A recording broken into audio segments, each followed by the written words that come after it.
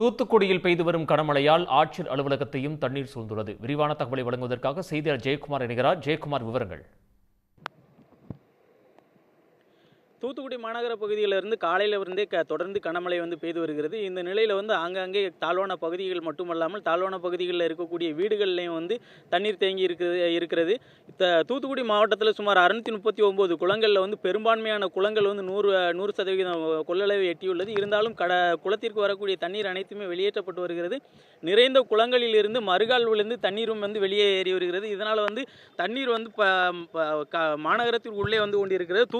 குறிப்பாக தூத்துக்குடி மாவட்ட ஆட்சியர் அலுவலகத்தில் ஆட்சியர் அலுவலகத்தை சுற்றிலுமே மழைநீரால் சூழ்ந்துள்ளது. ஆட்சியர் அலுவலக தரைதளத்தில் சிறிதளவு தண்ணீர் தேங்கியுள்ளது. இதனால் ஆட்சியர் அலுவலகத்தில் பணியில் இருக்கக்கூடிய அவசர பணியில் இருக்கக்கூடிய நபர்களை தவிர அனைவரையுமே அலுவலகத்தை விட்டு வெளியேற்றப்பட்டு இருக்கிறார்கள்.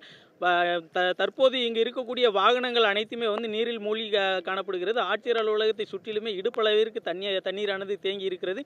இங்கு இருக்கக்கூடிய தண்ணீர் அடுத்து மாநகர பகுதிகளுக்கு உள்ளே சென்று வரும். ஆனாலும் வெளியே இருந்து வரக்கூடிய தண்ணீரை உடனடியாக கடலுக்கு அனுப்புவதற்கு ஆங்காங்கே திறந்து விடப்பட்டு கொண்டிருக்கிறது. தாழ்வான பகுதிகளில் இருக்கக்கூடியவர்கள் வெளியே தங்க வைக்கப்பட்டிருந்தாலும் இன்னும் மழை நிற்கவில்லை என்பதால் அதிகமான தண்ணீர் மாநகர பகுதிகளுக்கு உள்ளே கொண்டிருக்கக்கூடிய நிலையை தான் நாம் காண முடிகிறது.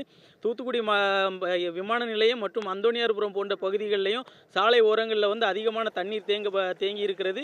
தூத்துக்குடிக்கு சென்னையிலிருந்து வரக்கூடிய விமானம், தூத்துக்குடியிலிருந்து செல்லக்கூடிய விமானமும் தற்போது நிறுத்தி வைக்கப்பட்டுள்ளது. தூத்துக்குடியிலிருந்து திருச்செந்தூருக்கு செல்லக்கூடிய பேருந்துகளுமே தற்போது நிறுத்தி வைக்கப்பட்டுள்ளது. தூத்துக்குடி இப்போ தற்சமயம் பார்க்கும்போது தூத்துக்குடி பாளையங்கோட்டை நெடுஞ்சாலையில் சிறிய அளவில் தான் தண்ணீர் தேங்கி இருக்கிறது. இன்னும் இதே நிலை நீடித்தால் தூத்துக்குடி திருநெல்வேலி பேருந்துகளும் தற்போது நிறுத்தக்கூடிய சூழ்நிலை தான் ஏற்படும் என கூறப்படுகிறது.